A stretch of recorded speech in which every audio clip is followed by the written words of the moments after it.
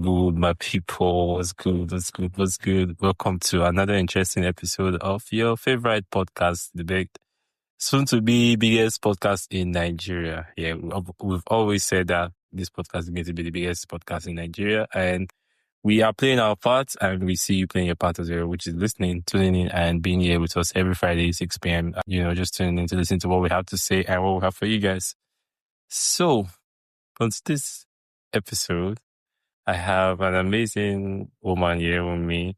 First of all, before I introduce her, let me first of all use the opportunity to say Happy International Women's Day to all my ladies out there who's tuning in, just listening to my voice right now. Today, we celebrate you for being the amazing person that you are and for all the love you put into the world. We say thank you. Have an amazing Women's Day rather. Don't mind me. So again, I remain your humble host. Just me, guys. Just me. CK. And yes, so let's move on to my guest. This amazing fine woman that we have here with us today. Well, she calls herself Zora. So, yeah, let me give you like 1 minute.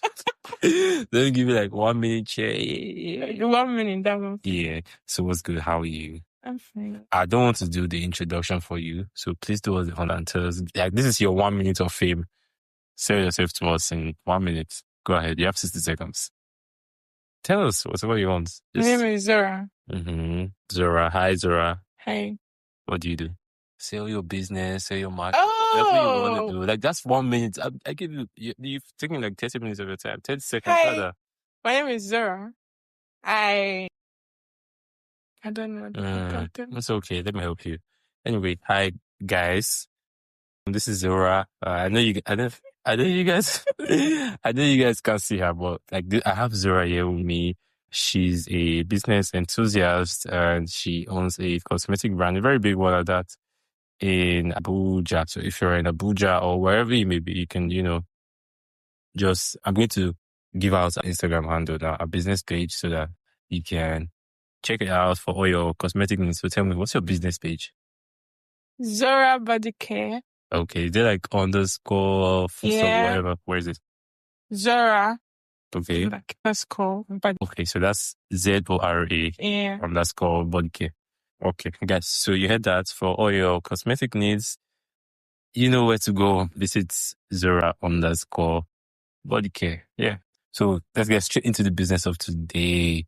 Being International Women's Day, we thought, me and the team, we thought it would be nice to, discuss the girl child and all the challenges that the girl child naturally faces from a Nigerian perspective. Like, what are the ups and downs, all of that.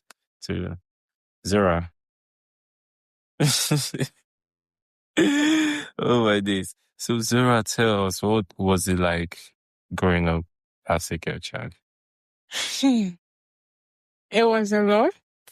Terrifying.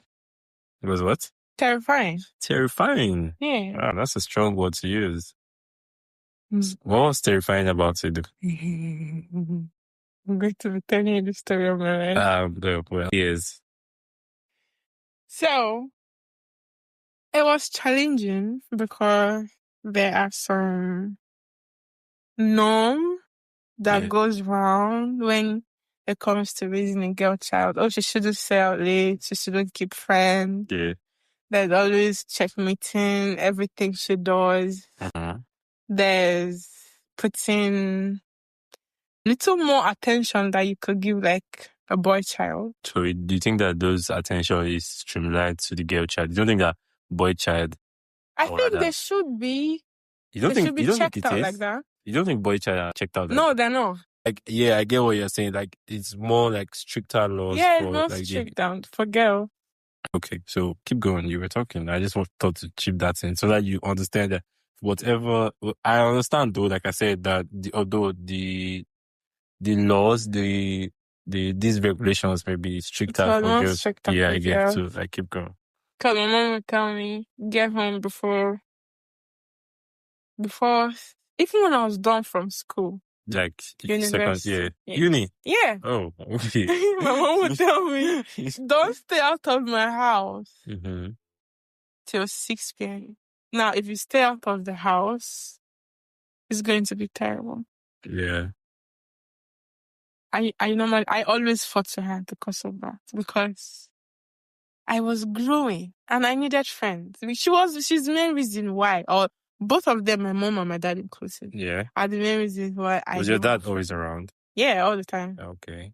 Both of them are very, very, when they want to deal with you, they are together. Yeah, they're like, it's like 5 and 6. Yeah? Exactly. They can be fighting, but once they come see your issue, they will deal with you together. Mm-hmm. So, when I was in secondary school, I never had any friends come over, and we don't go to anybody's house. But my brother had the privilege to. He would always go to play ball, then get back by like 5. What's 5? Like 8, 9 when he's coming back home, and then nobody's actually telling him anything. Yeah. And they just tell him, stop coming back late. The road is bad. But me, coming back by 6:30 or 6:15. So you feel like the same laws that were applied to you were not applying to your brothers? No, not at all. That honestly? Yeah. Oh. He didn't get as much scolding and beating. So aside from the fact that, okay, you had a curfew, that's just one thing. Curfew. And that was for your own safety. Like, I'm going to sit here now as your mom and say, oh, that was for your own safety. No, as your dad. I'm going to sit here as your dad and tell you, that was for your own safety. It's not for my safety. Because it made me introverted. First off, I don't have... What happened to making friends from 11 a.m. till 4 p.m.? I mean, right? No, while I was growing up in secondary school, that was understandable because I was much younger. But when I was done with university, right? It is not understandable because, I mean... Look, you're never too old to be harassed in some kind of way, especially in Nigeria. But when there are some things that should be adjusted while someone is growing older. Tell me. Now, I'm out of my parents' house, right? Yeah. When I go home now, I can actually tell my mom that I'm not coming back tonight. Can you do that right now? Yeah. And she's okay with it. Yeah. Do you think that comes with time, like your age? I personally set the boundaries. Oh, not because of your age? No. Do you think you could have set this boundary when you were like... Because I was still living on the house, so... Okay, because now it's different because you are out of the house. Exactly. Okay. Now I can set the rules by myself. Can you call your dad and say, oh, daddy, I'm calling mommy, our phone is off. I'm not going to be home. Yeah, I've done it. It's 5:30 and I've gone home. Oh, really? That's nice. that's some balls you have right there. I do? Yeah, I'm going to tell you that I stayed with my parents for however long I did, which I can't really put a finger on how long it was. Yeah. My sister Cancel that. never called my dad to say, or like, maybe if she did, it would have been like, say like, very few times, few number of times. Yeah. She didn't call my dad for once to say she's not coming back. Not going to come back home. Maybe on special occasion, maybe like birthdays. Okay, we'll say okay. Yeah. Is that birthday? So maybe she'll be back the next day. Yeah. Or like it was always anytime she had to say about it, you had to go to my mom, like say, I'm going to call mom and say, okay, mom, I'm not going to come back today. But I think mothers are like more on the understanding side. Yeah, women are naturally more empathetic. That's a word. Is that a word? Yeah. Women actually have more empathy than men. Yeah. True. Yeah. So that's one thing. Mm-hmm. So now what's still talking about family. Were there like expectations, like things your mom expected from you as a girl? You were saying like, oh, don't dress like this. Yeah. Don't do this. Don't. One thing with me is I am very strong-willed. You're very strong-willed. Yeah. You love to see a strong-willed woman, don't you? I do. My mom used to see them coming. Because she's strong-willed as well. She is strong-willed. Yes. So she's so it's like strong. a clash of heads. Yeah, she gave birth to herself and I keep reminding that. Yeah. So she shouldn't blame me. So, as someone that had an opinion of her own self, there were a lot of, growing up, I didn't know how to cook. Because I felt like, mom was always telling me, when you get married, your husband is going to be a foodie. She better start right. Yeah. So my immediate younger sister was the one mostly cooking. Oh, she was more in the kitchen than Yeah. you. So what were you doing then? Like, if you were not in the I didn't just really like anything that would bring me and my parents in the same. in the same room. Oh, So really? I was always trying to So you just like avoid like the and same the kitchen space. is where everybody is when they're cooking. Yeah. Yeah. So that's why I did not like the kitchen. Okay. So I didn't know how to cook. I grew up not having patience, actually. Patience. Yeah. Which is actually one of the biggest virtues a woman should have. Every woman should have patience. And have you like worked on that now? Yeah, I have. Oh, so you have more patience now than I was before. Yeah. Yeah.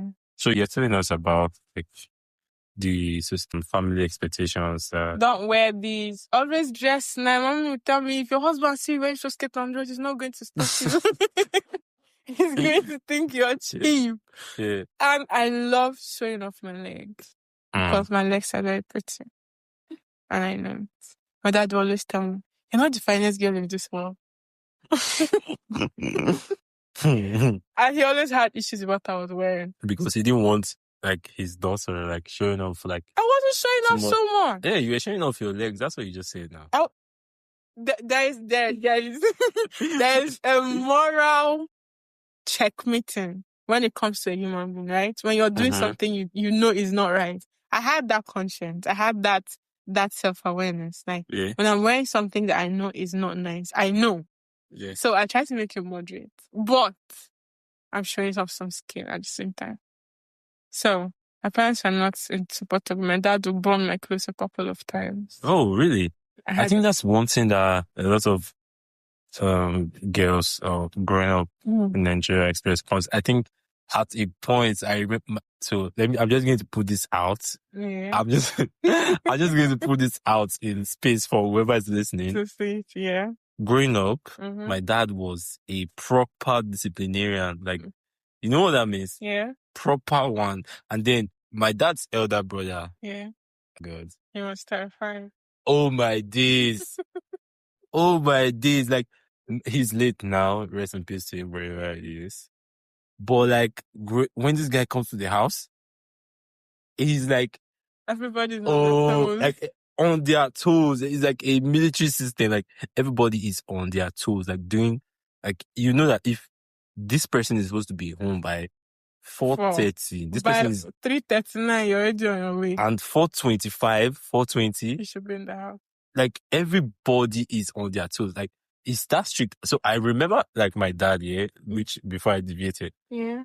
I remember, like, a couple times, like, I remember him that he burnt some of my sister's clothes.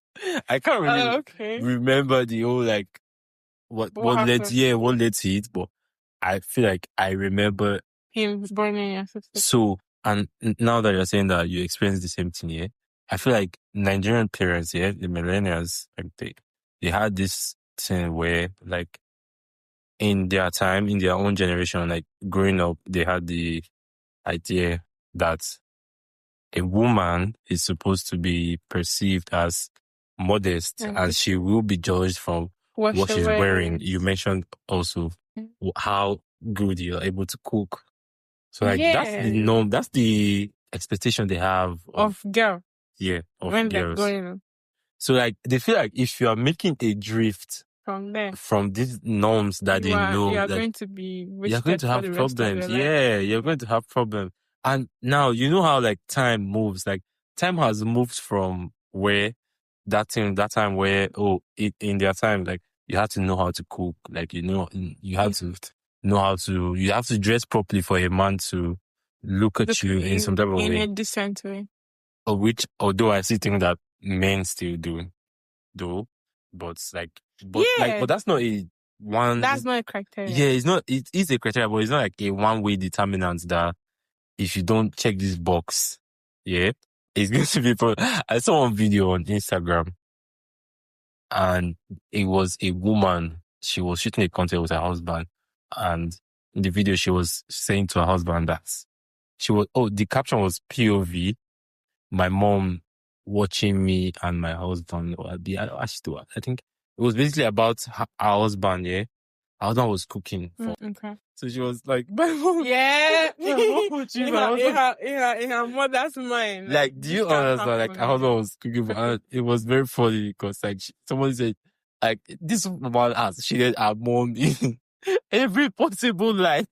Do you understand? So it They was would very always make you feel like if you can't cook, your home is going to be in shambles. yeah. If you can't cook, or you have cooking is a criteria. Uh-huh. Yeah, a very big criteria. I know that, cause. Okay.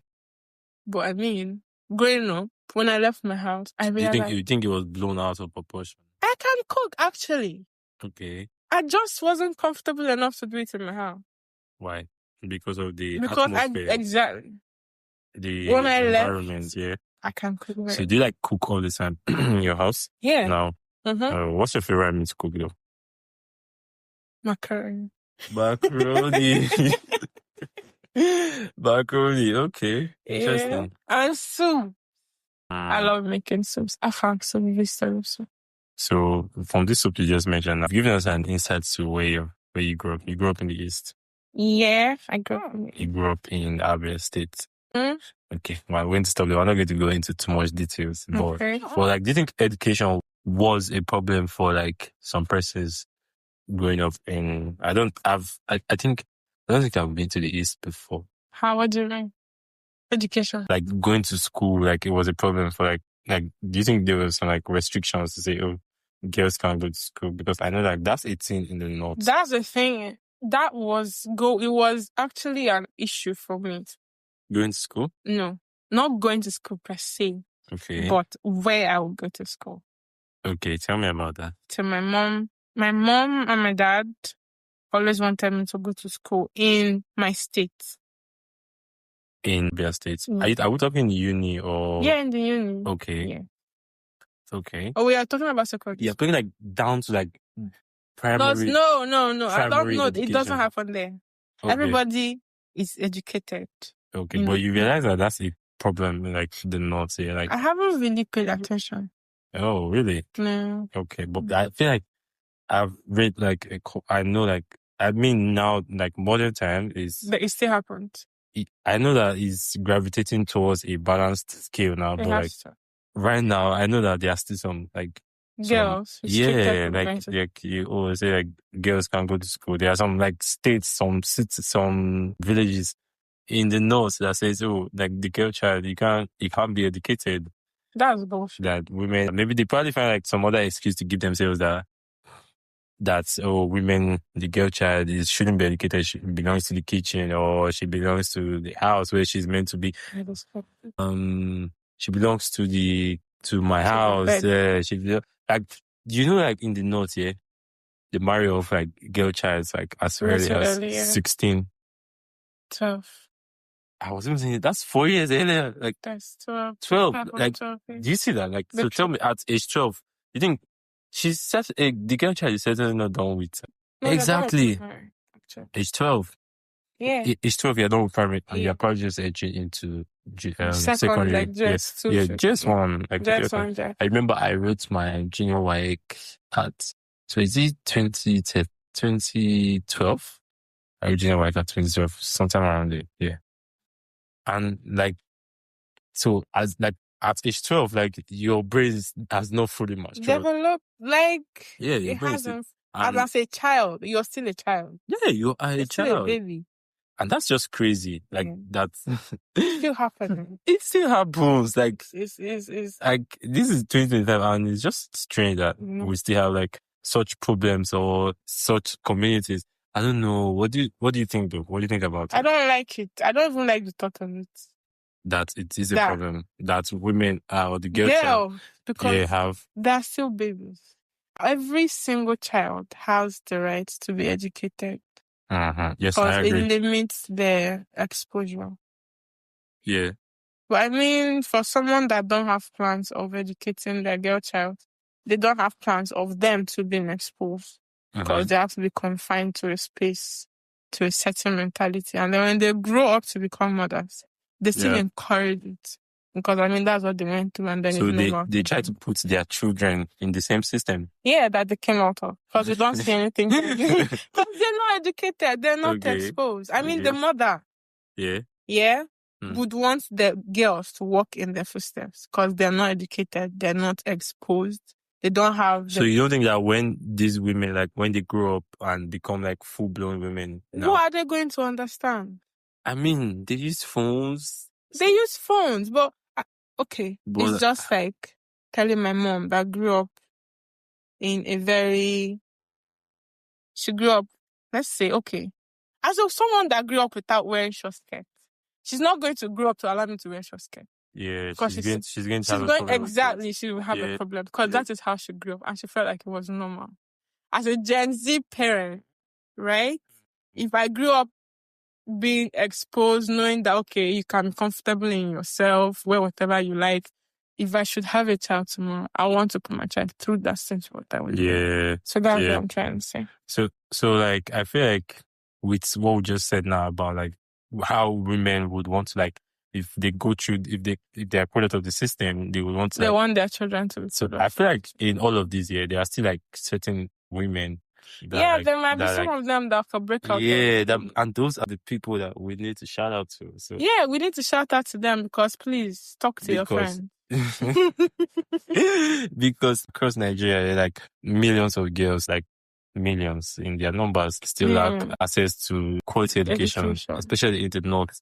And you know that in the north, like conflict, steady fights, like a lot of these problems, like Boko Haram, like you're very prominent. Like, do you understand? Like displacement is something that happens like a lot of the time. Yeah. So like this basically cuts their dream of having access to like proper education and all of that. But even with like these challenges, like we still see like so many girls like out there that are able to like scale through and push through, to be out there saying, oh, like this they're fighting against the system. Really, it's a war, it's active war against the system. So like this is us lending our voice to this challenge, to this fight, and saying everybody deserves access to quality education and proper education. Mm-hmm. So still on education, you were telling us about how your parents didn't want you to go far away from home. Yeah, tell us about that. So they didn't want me to like go far away from home. But I mean, once you're done with secondary school, the first place that comes to your mind is somewhere your parents cannot visit you. Literally, for everybody, even for everybody. Even me, I wanted to go like. You want to go to the farthest thing. So funny thing, yeah. After secondary school, do you know I wanted to school in. I grew up in Delta State. Okay. I wanted to school in University of Uyo. Okay. You know how far that is from Delta State? I know it was fucking far. For context, my elder brother attended Delta State University. Okay. My immediate elder sister attended Delta State University. They were both in school at the same time. Okay. So now it was my turn. And then you want to travel far away. It was my turn to go to school now. When I finished secondary school like this, I was contemplating. I was telling my friends that I was going to go far. It's literally everybody's dream. Every child's dream. Remember, I told you what my dad did to me. Yeah. Do you know, like, that's just one occasion. My dad did a lot of things to me. I used to dread my dad when I was growing up, like, proper dreading. Like, when you say you're dread, this is beyond fear. This is dread. That is the elder brother of fear. This is exact. It was like, so, I was saying, Uyo was like 5-6 hours away from Delta State. And that's how far I wanted to go. I knew that. So before they come, they're going to contemplate coming. Or before you say, come home. Back home. Yeah, you have to think about. So it was that I was thinking that I knew that I didn't want to go to the north because then like insurgency was like over the roof. So that I knew that I didn't want to go to the north. I knew that at the same time I could go to Uyo State and it was far enough. Away, It was far enough for me. So, the mic is yours now. Tell us. So, my mom wanted me to go to Michael Okpara University. Is that? But they were in Michael Okpara University of Agriculture. It was in my state. It was like 500 naira. From your house. That's so your mom can literally just say, she goes to school to see my brother almost every day. So she's going to say, we're bored. Let's go come back home. Come and watch plates. So I wanted to. So I ended up I stayed at home because of that, because they weren't Belgian. she'll tell me if you're not going to. You stayed at home for a year? Yeah. A year? Yeah. 2. 2 years? No, Because... a year. Yeah, a year. Okay. It was a year. So, because you didn't want... Because it was a fight between both of us. Yeah. So anyways, and I told them I can't go to my Calabar because they were offering my course. I wanted to study nursing, but they weren't offering, and that was like a good one for me. That was a clear fight, fair fight. They weren't offering nursing, and I was looking for nursing. So that was your way out. Exactly. So they now said, okay, you can go to the one in Imo State. So Imo State is like barely 2 hours from mine. From Abia. 1 hour, 30 minutes, you should be there. I said no. So I now chose Calabar. Calabar is like 67 hours too. Wow. Exactly. That's a distance. What was your first choice? No, naturally. What did you... Calabar. All of them was Calabar. Oh, so you always wanted to school in Calabar? Yeah. So why you and your mom was having that fight? It was Calabar that was... In my mind, yeah. Okay. So you eventually went to Calabar, yeah. So... Yeah. And actually, that my mom is from there. Oh, really? My mom is from Uyo. Okay. Not Calabar. Yeah. So she said I should go to Uyo. I said no. You can easily find it. Okay. So we're going to Calabar. Yeah. So Calabar to Uyo is like 4 hours. So I now chose Calabar. There I got admission. Mommy told me she's not going to have any part in my school. Really? Yeah. My jam, I paid for it. See, they were me. Oh, you paid for your jam? I paid for my jam. I paid for my acceptance fee. I paid for my transport. I had to work that 1 year and save up everything I had to get into school, so that they can see I'm serious. So, but once I got serious, it got better. They started like, okay, I got back my first results. Yeah. Because they were thinking if I go far away, I'm going to be wild. Because already know I'm a wild child. They're going to be like, she's going to get worse. She's going to come back with pregnancy. Yeah. She's going to give birth to 5 children. It's always pregnancy. So I know what the fear was. Oh, okay. So I actually tried to quench the doubt. Mm-hmm. When it came I did my own part. Yeah, I told them I was a good girl. I showed them I was a good girl. But you're a good girl, though. No, I wasn't. So I was showing them what they had to see. So, I mean, that was it. So what did you study? Microbiology. What did you want to study? I wanted to study nursing. Okay, but I got microbiology. But Nigeria did it for me, yeah. Killing dreams as always. It came through for me. But do you see yourself being a nurse today? No. No. So, I'm happy I didn't do it. So do you think in the long run, would you say that they killed your dream? No, they didn't kill me. They didn't kill my dream. Okay, fair enough. So let's talk about, I know that another challenge that girls face in Nigeria, in some certain parts of Nigeria, because I don't think it happens everywhere. Early marriage, like the pressure from families to... We already touched on that when we spoke about the North. Yeah. But like, I know in like certain states, like people, families, the society, communities expect like... once you hit a certain age... 18. Okay. Yeah. In the East is 18? Yeah. Okay. In some places is like once you hit a certain landmark, if you finish uni, they know that the pressure starts surmounting for marriage. You need to get married. Yeah. So like I know it's a thing, yeah. It's a thing. And I don't know some families, but like in my family, I don't think there was like there might have been. It might have known. It might have been unspoken. It is not unspoken. They have that discussion outside the house. I was in the house. Without me. Exactly. When your mom calls your sister, she's telling her. Are you for real? Yes, you could ask her. Okay, I will definitely ask her. Yeah. I will ask her. I know she will listen to this. So she knows that it's going to come because I will ask her. But like, I never saw it that my parents were saying, when you go get married, when you bring my all those girls, but like I know that one thing I can remember though is that like my parents were like amazing parents, like very supportive and whatever you wanted to do. They will support.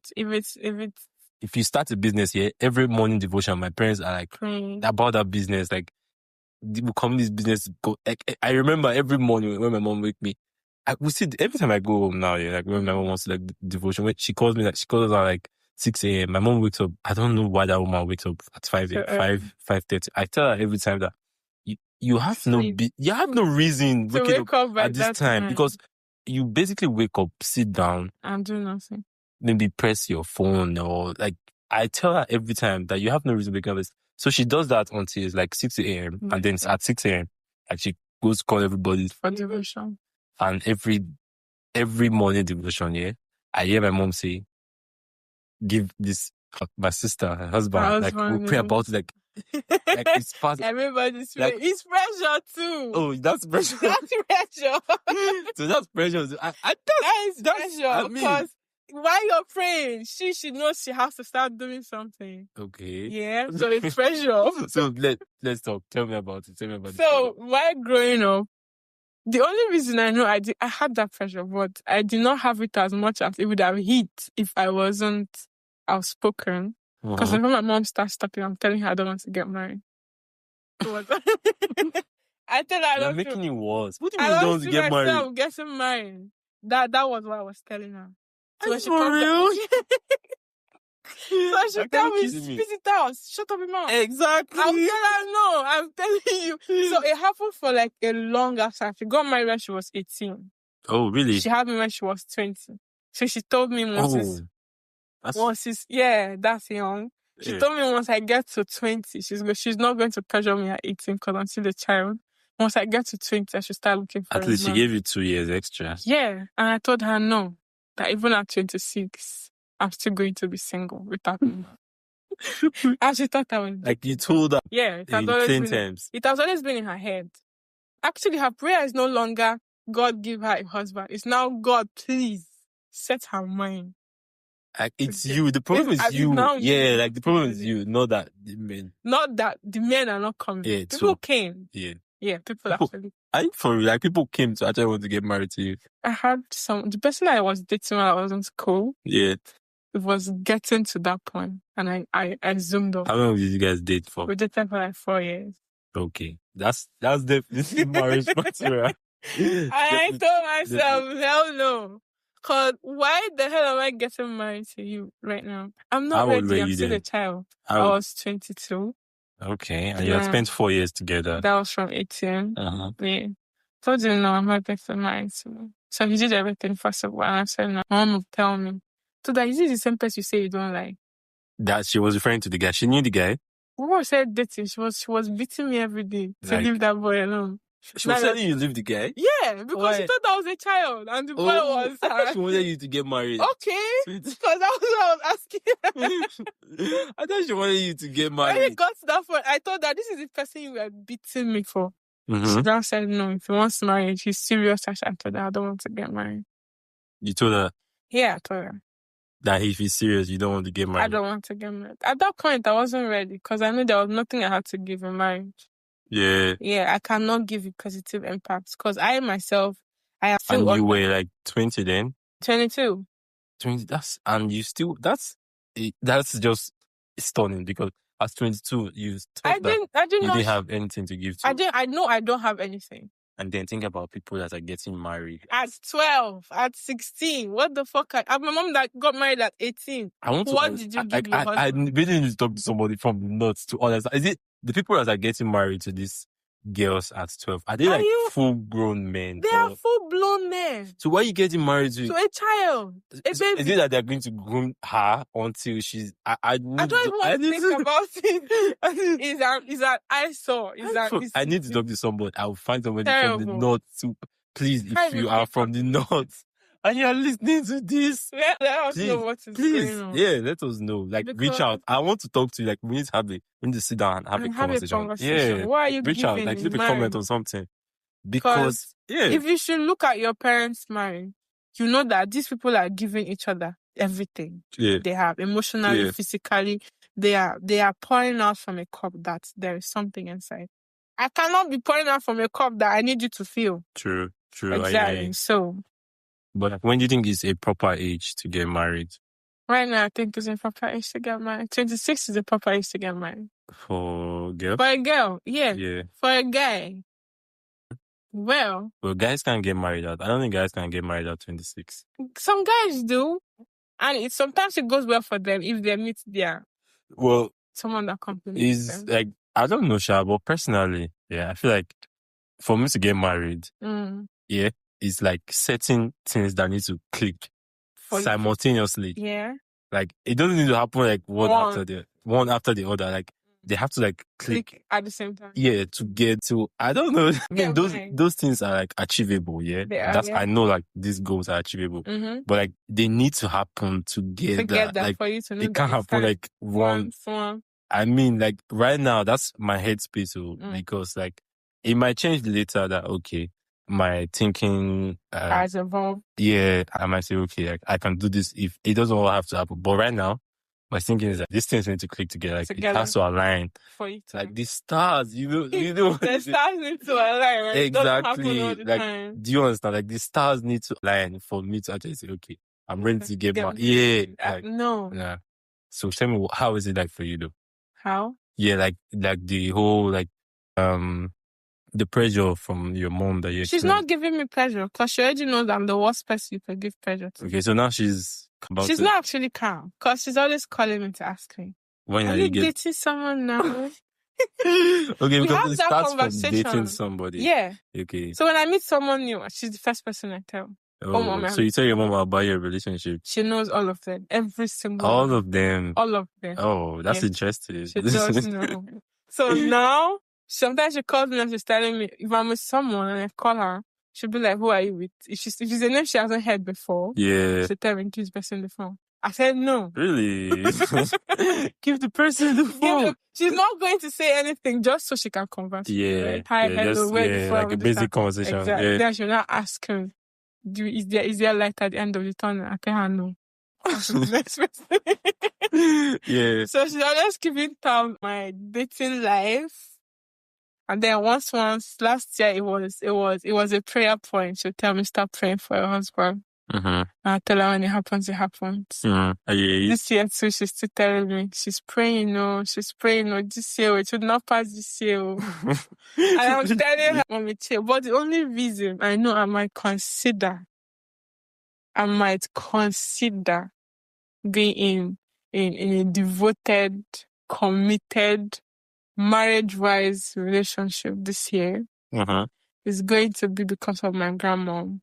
Your grandmom? Yeah, because that woman is going home to heaven. Yeah. And her biggest wish and prayer on earth is for her to see lets me you again. know. Yeah, every single phone call. That I need to see you get married.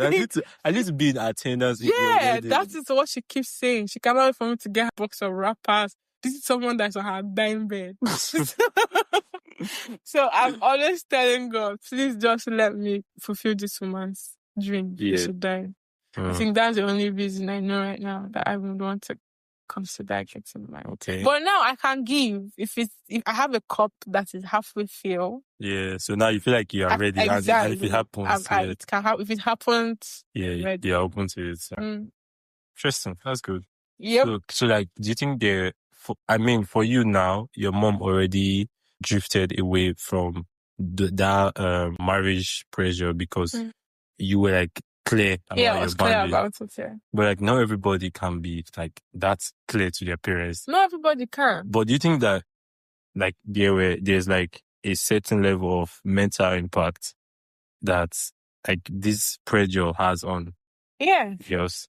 So talk to us about it. There is pressure because I know a family friend that has like 5 girls, right? It was this same pressure of, oh, you need to get married, you need to find someone. I had children, I had 3 daughters got married, and all of them are home. They got married to terrible men, and they have children at home. Wow. So the pressure led them astray. The pressure fucked with their life.